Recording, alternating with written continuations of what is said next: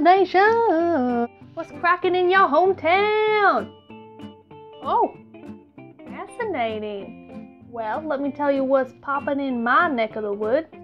I currently reside in sunny Southern California, and so for today we're just going to be taking a hop and a skip down south to where in the world is BEERTOWN, San Diego. That's San Diego, California, for anyone that was confused. So, grab your swim trunks and your surfboards, and let's go!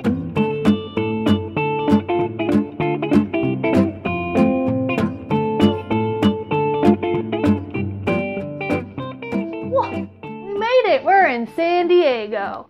Cool. So, for any of my beer lovers out there that have been keeping tabs on beer towns, you'll know that San Diego tops the lists. It has 85 breweries and counting, and is best known for its creation of world-class pale ales, IPAs, and double IPAs. Today we're going to taste one of those hoppy creations in the form of a Belgian-style Imperial IPA called Le Freak. It's brewed by Green Flash Brewing Company, which opened their doors in 2002. Chuck Silva, their brewmaster, is known worldwide for his combinations of different beer styles. He's kind of been a pioneer when it comes to that. For example, with this one, he is the first to create a hybrid between a Belgian triple and an American IPA. Speaking of Le Freak, c'est chic, you might be thinking, why do beers these days have to have these massive titles like Belgian-style, Imperial, IPA? Well, that's a very valid thought to have. My 2 cents is it basically comes down to the boom in craft breweries in America today. We have so many options, and it's forcing brewers to get really creative and start experimenting with their beer, which I think is a beautiful thing. Break styles down, they become a lot less intimidating. But this one, for example, let's break it down.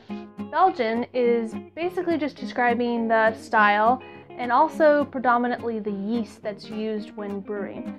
When I think of Belgian yeast, I think of light, fluffy, full-bodied. Usually the beers are gonna translate into a bigger head when you pour them and a fuller mouthfeel when you taste them.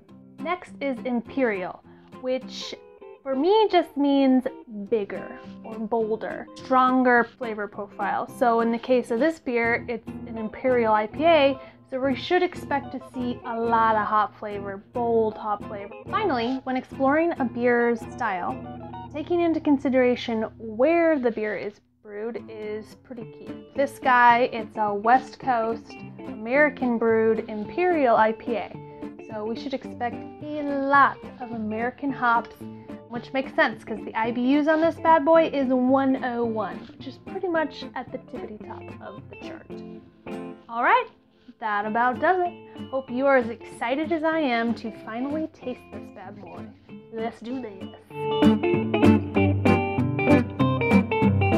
Yep, look at that head. We've got that classic Belgium head. Only a little slight carbonation. It's not super carbonated. There are some bubbles. Oh, it just looks like a cloud you want to just stick your face in. I can smell that Belgian triple right off the nose. Some citrus. The farmhouse and the hops definitely blended well together on the nose.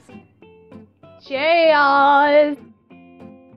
Wow, that is extremely well balanced. I'm not a huge fan of IPAs. I think I have days where I really crave an IPA because they're so aggressive, especially on the West Coast. But this, for an Imperial IPA, is just warmly blanketed and softly combined with the delicacy of a triple. So it's really got all these interesting notes on your tongue, and the mouth texture is great because you have like these juxtaposing of the full body triple with the crisp, clean IPA that are kind of just layering beautifully on top of each other.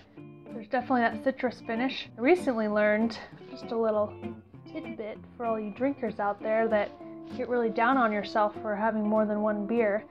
They actually do that on purpose. That dry, kind of crisp, dries out your tongue just a hint so that you want another sip, and you want another beer, and one beer leads to another beer. I think it's pretty smart of them to do that. This is a great beer. I'm going to jump on board with all the other reviews I've seen of this bad boy. So my expectations and my hopes were really high, and Green Flash, he delivered. Put this guy at a 4 out of 5. Cheers. I think it's highly drinkable, but still complex. I don't know if at 9.2% I should have more than one of these, but you could. I love beers like this because it's like you don't even need food, and this is coming from a healthy eater because it's just there's so much variety in the beer itself. But I would say a great burger that's got lots of different flavors to it, maybe a bacon burger. Last but not least, say it with me, a cheese. Maybe like a grilled cheese sandwich with some tomatoes on. As it sits, I mean, it hasn't been that long, but the hops are opening up a lot now. I think hop fans, I would let this guy sit out maybe for 10-15 minutes before you pop it open, because now I can taste those West Coast Amarillo dry hopped. I'm definitely tasting that more and more as this beer opens up. So as far as price goes on Le Freak, $7 to $9 for a 22 ouncer. Highly reasonable for this type of world-class beer. I would definitely recommend to go get it, guys, if you haven't tasted it yet. I know I'm kind of late on the Le Freak. It's been out there for a while. With all of that said and drank, if you like what you see, please subscribe and comment below. If you have any questions about the beer, the brewery, or me, make sure to leave a comment. I love meeting new beer enthusiasts out there and sharing the craft. If you also have any favorite San Diego breweries, I will be heading down there in a couple weeks, so I am really thirsty for your favorite spots to hit up, so let me know below. Cheers to Le Freak, c'est chi. Cheers to you, and thanks for watching, guys. See you next time.